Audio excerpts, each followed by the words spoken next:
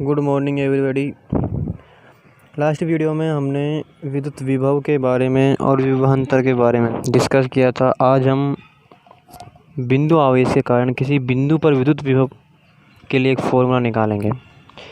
जैसा कि हमने इसे लास्ट वाले चैप्टर में हमने निकाला था, किसी बिंदु आवेश के कारण किसी बिंदु पर विद्युत क्षेत्र निकाला था।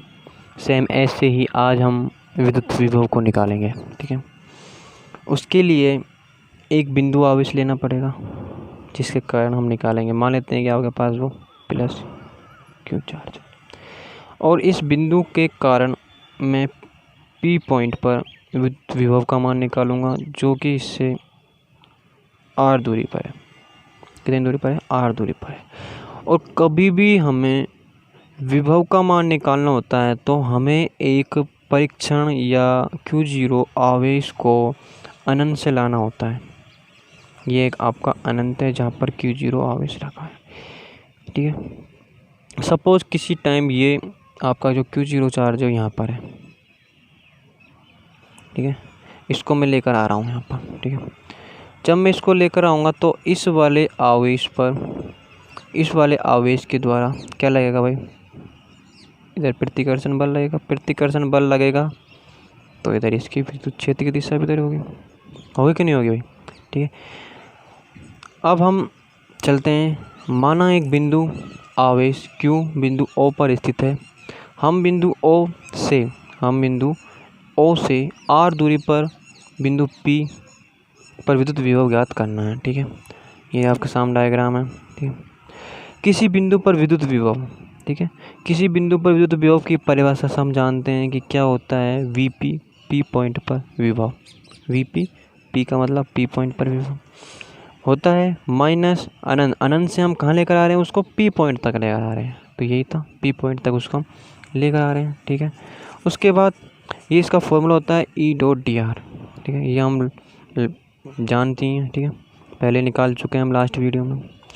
उसके बाद अगर ये तो फॉर्मूला एक बिंदु पर था विभव, ये जो अब नेक्स्ट जो टर्म आई है ये आई है इस डायग्राम के अकॉर्डिंग आई है। ठीक है, तो उसमें क्या था? अनंत से P बिंदु तक था। अब अनंत से हम इसको क्या लेकर आ रहे हैं? R दूरी पर। देखिए R दूरी पर ही तो बिंदु P कितनी दूरी पर? इस आवेश से R दूरी पर, या तो उसको बिंदु P लिख लो या R दूरी लिख लो, बात एक ही है।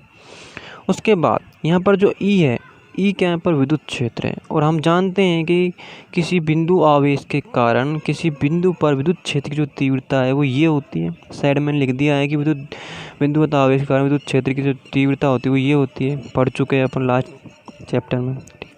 यहाँ पर आर के क्या है? एक इकाई सदिश है जो ये बताता है कि जो आपकी विद्युत क्षेत्र की तीव्रता है वो किधर है। ठीक है, डायग्राम आपको पता है, विद्युत क्षेत्र जब इधर है तो इसकी दिशा भी इधर होगी, आर कैप की दिशा इधर होगी।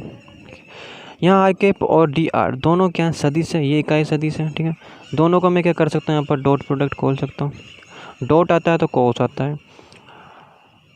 थीटा यहाँ पर जो कि 0 डिग्री लिखा है वो इसके बीच का कोण है। आर और डी आर दोनों के बीच का जो एंगल है वो कितना है भाई?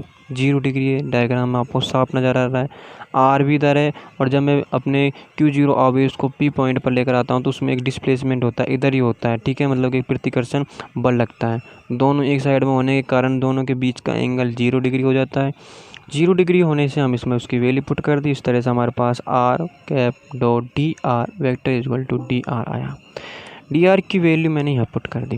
पुट करने के बाद समाकलन के अंदर ओनली वेरिएबल राशि रहती है, कांस्टेंट को हम बाहर निकाल लेते हैं। इस तरह से यहाँ पर जो के क्यू था वो कांस्टेंट था, मैंने बाहर निकाल दिया। ठीक है, ये जी टी उतार दिया 1/r का 1/r। हम इसका समाकलन करेंगे। ये V P equal to minus K Q upon R की पावर -2। ये पहले क्या था? इस तरह था। ये पहले तो 1/r की पावर 2 थी। इंटीग्रल था इन्फिनिटी टू आर और डी आर। मैंने इसको क्या कर दिया है? इसको कर दिया आर की पावर -2 डी आर। ठीक है, इस तरह कर दिया है। फिर एक फॉर्मूला होता है कि इंटीग्रल आर की power n D X equal to R की पावर n+1/n+1 यदि समाकलन निश्चित है तो सी नहीं लगाते हैं, अनिश्चित है तो निश्चित है तो सी नहीं लगाते हैं, अनिश्चित है तो सी लगाते हैं। निश्चित है निश्चित का कैसे पता लगाएंगे? जिसमें लिमिट लग रही है वो तो क्या है, निश्चित है, जिसमें लिमिट नहीं लग रही वो क्या है, अनिश्चित है। तो इसका मैंने इस फॉर्मूला का अकॉर्डिंग ये खोल दिया। यहाँ पर एन की जगह क्या है, -2 है तो -2 + 1, -2 + 1 लिमिट वाला, इसलिए मैंने सी नहीं लगाया। जब लिमिट वाले हो तो उसकी लिमिट को यहाँ ट्रांसफ़र कर देते हैं। उसके बाद ये जी टी उतारा, इसको सोल्व किया तो r की पावर -1/-1 ये लिमिट। अगर इस ब्रैकेट के अंदर कोई कांस्टेंट हो, कोई माइनस, उसको बाहर निकाल देते हैं। पहले ही मैंने बाहर निकाल दिया, माइनस को तो बाहर निकालूंगा तो ऑलरेडी माइनस है तो क्या हो गया, प्लस हो गया। ठीक है, फिर लिमिट को रखते हैं। पहले हम इसको अपर लिमिट को रखते हैं, फिर लोअर लिमिट रखते हैं। फिर पहले मैंने अपर लिमिट को रखा। लिमिट को रखते किस में, जिसके सापेक्ष समाकलन होता है, आर के सापेक्ष है तो आर में आर को रखा तो 1/r।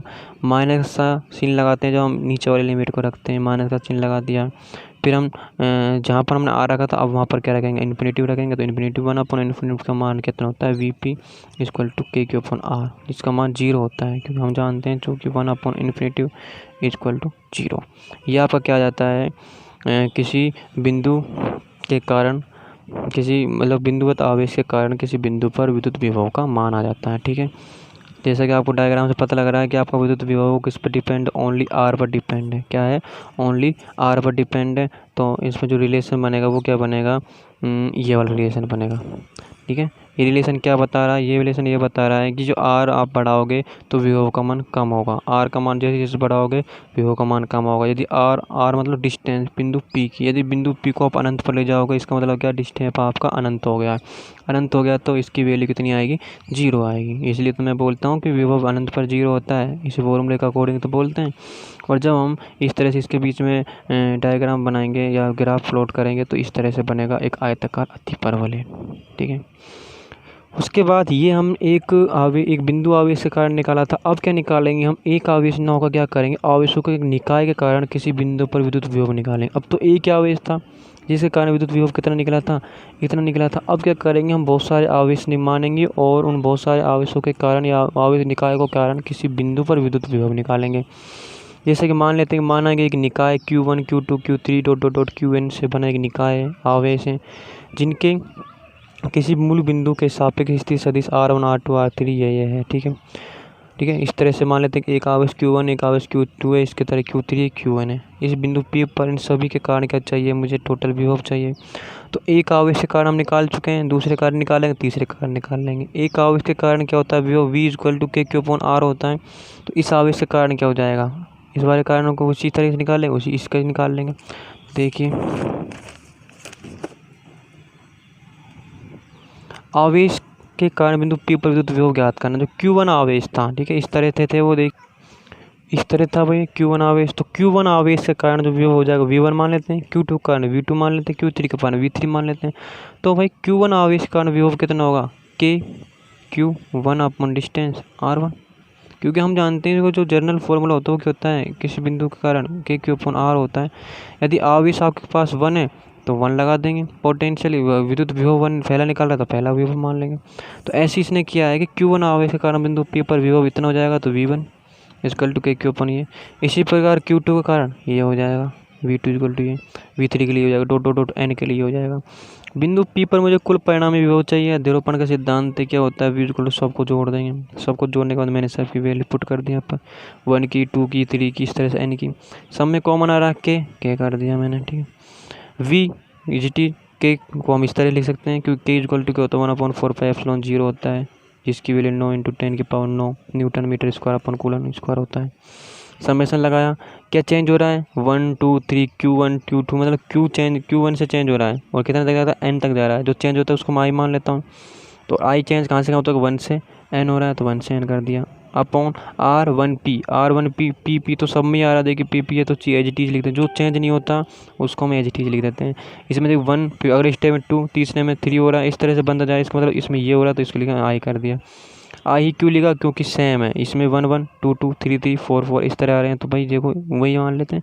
इसका मतलब कि आई की वैल्यू 1 से n है, इसलिए मैं इसको समेशन में लिख सकता हूँ।